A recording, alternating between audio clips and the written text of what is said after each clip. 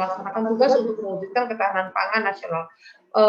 Memang harus ada undang-undang ya yang mengatur. Kalau tidak ada undang-undang akan apa ya?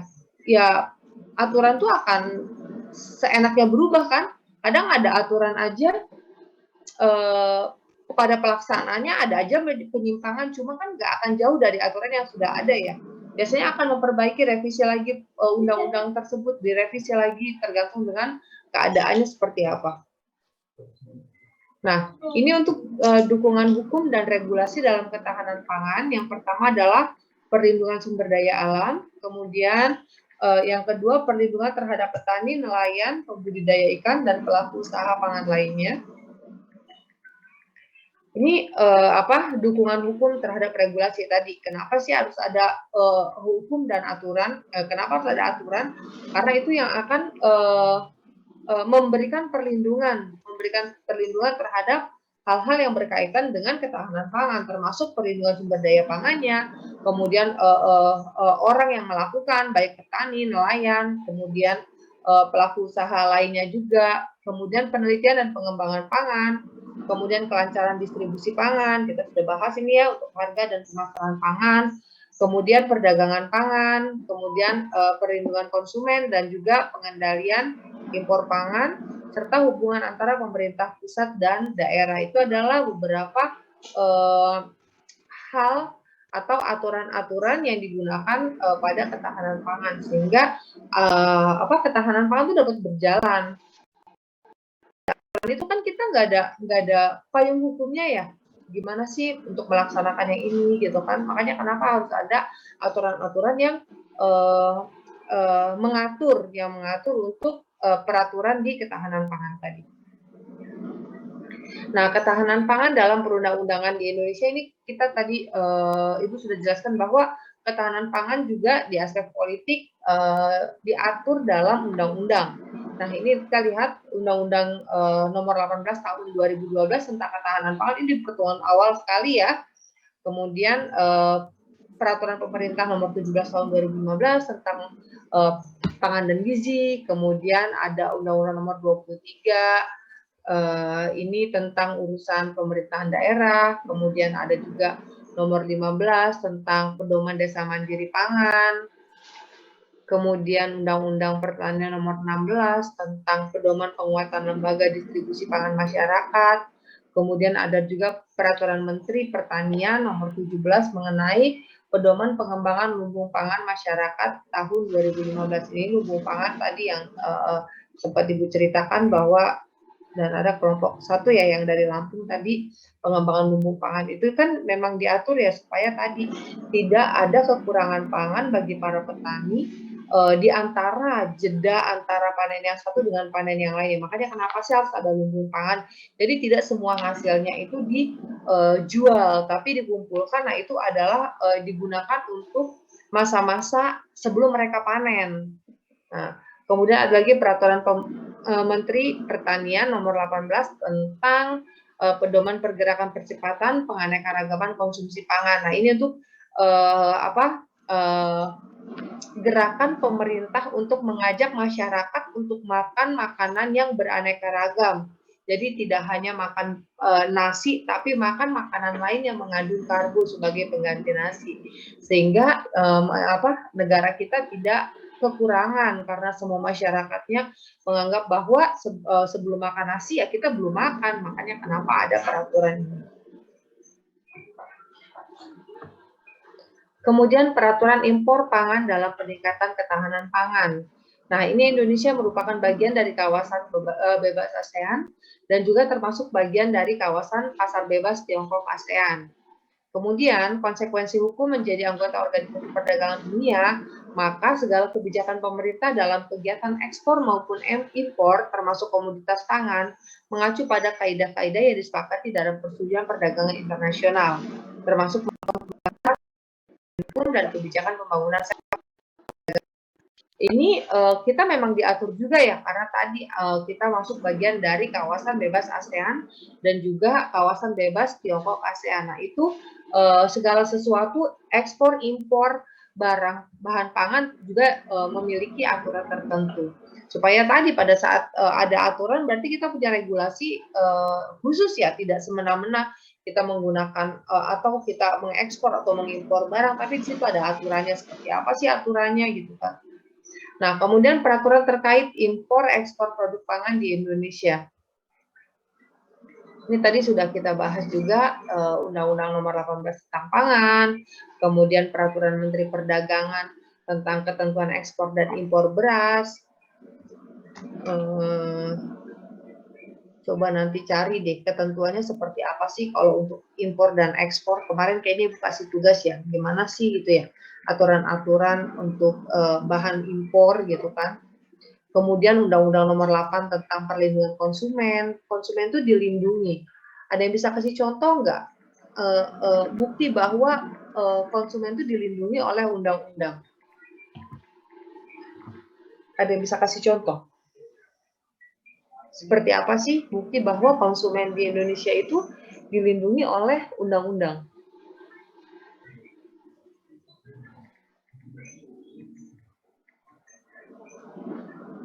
Ada yang bisa kasih contoh? Lebih ke undang-undangnya sih, Bu. Jadi ada undang-undang perlindungan konsumen, terus ada undang-undang ITE juga kan, Bu. Informasi dan transaksi elektronik. Jadi konsumen diatur, Bu, dengan jelas gitu regulasi dari undang-undang. Oke. Kalau di ketahanan pangan, perlindungan konsumen seperti apa?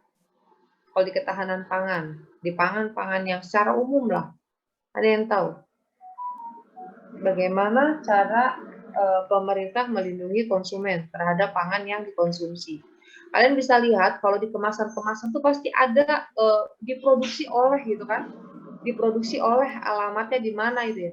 Itu salah satu undang-undang yang mengharuskan produsen itu mencantumkan nama perusahaan atau nama industri untuk memproduksi bahan pangan tersebut. Sehingga pada saat terjadi sesuatu, konsumen itu akan dengan mudah melacak, oh ini itu diproduksi oleh si A loh, di sini loh alamatnya. Itu salah satu perlindungan yang diberikan oleh pemerintah terhadap konsumen. Selain tadi kandungan nutrition fact, biasanya ada ya kandungan nutrisi yang terkandung. Nah, itu juga salah satu perlindungan konsumen, perlindungan pemerintah terhadap konsumen pada saat kita menggunakan bahan pangan yang ada di Indonesia. Itu contoh-contoh kecilnya lah. Selain tadi nutrisi, selain alamat, diproduksi oleh siapa, itu perlindungan yang diberikan oleh pemerintah terhadap konsumen. Kemudian ada lagi Peraturan Menteri Perdagangan Nomor 20 Tahun 2018 tentang perubahan kedua atas Peraturan Menteri Perdagangan tentang ketentuan ekspor dan impor hewan dan produk hewan. Kemudian juga ada undang-undang atau Peraturan Menteri Perdagangan Nomor 36 Tahun 2016 tentang sanksi administratif bagi eksportir dan importir. Kemudian ada lagi Peraturan Menteri Perdagangan Nomor 30 Tahun 2012 tentang ketentuan impor produk hortikultura. Jadi memang semua itu diatur ya. Semua itu diatur bagaimana isi undang-undangnya, itu semua diatur. Kemudian terakhir ada Peraturan Menteri Perdagangan Nomor 21 tentang ketentuan impor jagung. Nah, untuk aspek politik, kestabilan politik dalam suatu negara merupakan salah satu aspek politik yang mempengaruhi ketahanan pangan. Kondisi politik yang stabil dan efisien memberikan dampak positif terhadap ketahanan pangan. Kemudian aspek politik juga berpengaruh terhadap pilar ketersediaan, keterjangkauan, aksesibilitas, dan stabilitas ketahanan pangan. Ini juga kemarin yang menjadi tugas kalian untuk konflik dan korupsi ya terhadap ketahanan pangan ya. Apa sih pengaruh konflik dan korupsi terhadap ketahanan pangan? Ada yang bisa kasih contoh dari penyelesaian tugas dari minggu lalu?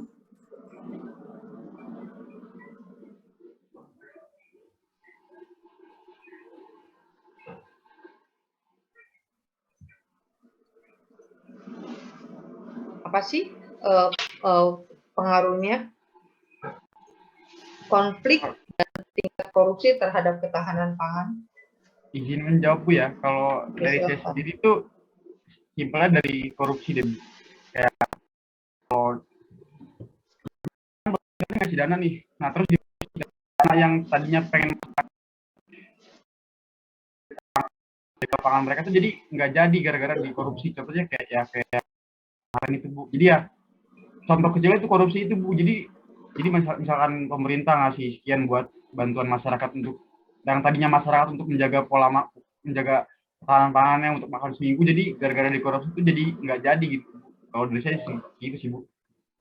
Oke, jadi berpengaruh ya. Kalau konflik, adanya konflik terhadap ketahanan pangan, gimana contohnya? Izin mau menjawab Bu. Oke, silakan. Nah, kan misalnya kalau ada konflik di suatu daerah, misalnya konflik terhadap daerah lain, jadi kalau misalnya ada pelaku usaha atau petani ingin menanam misalnya, dia harus ngambil sumber bahannya atau bijinya dari daerah lain, itu jadi dia nggak bisa Bu. Jadi dari situ dia nggak bisa membuat suatu bahan pangan. Dari situ juga berarti ketahanan pangan juga tidak tersedia Bu. Dari situ Bu. Oke. Terima kasih, Yes Aziza. Ada lagi yang mau menambahkan tadi? Saya Bu. Oke, silakan. Kalau misalkan adanya konflik itu contohnya adanya demonstrasi. Adanya demonstrasi itu membuat para pekerja jadi turun ke lapangan Bu, demonstrasi ke pemerintah. Sehingga produksi bahan pangan itu jadi terhenti. Dan jalan-jalan juga bisa ditutup Bu. Jadi ada akses pangannya terhalang gara-gara penutupan jalan. Oke, Sekian, terima Bu. kasih. Oke, terima kasih Nur Hadiah. Jadi memang aspek politik, contohnya konflik dan korupsi memang sangat berpengaruh ya terhadap terhadap ketahanan pangan yang tadi sudah dijelaskan oleh teman-temannya. Pada saat kita punya konflik, misalkan konfliknya nggak usah jauh-jauh deh dengan tetangga sebelah ya, dengan daerah sebelah, dengan tetangga desa misalkan.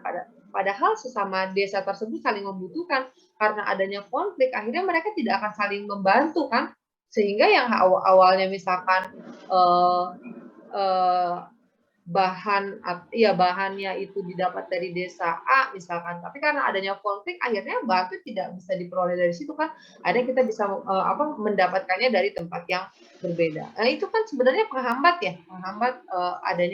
adanya konflik tadi, menghambat ketahanan pangan.